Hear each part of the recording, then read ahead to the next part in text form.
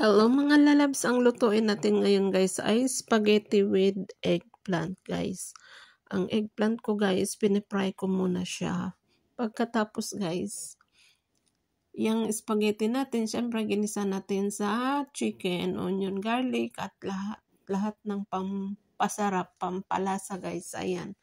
Tapos guys, yung eggplant natin guys, hindi ko i-roll guys. Nung niluto ko na guys ay niro-roll ko sa spaghetti.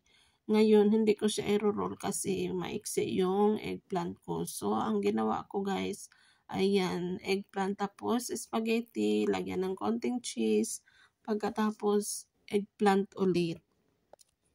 Pagkatapos yan guys, kasi medyo konti lang yung eggplant ko din, pwede nyo rin damihan ng eggplant, mas masarap.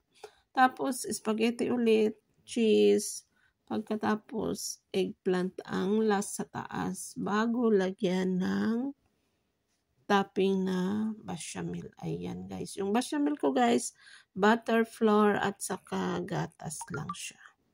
Ayan. Pagkatapos guys, lagyan ulit natin ng cheese. Wala akong mozzarella. So, yan lang ang cheese na nilagay ko.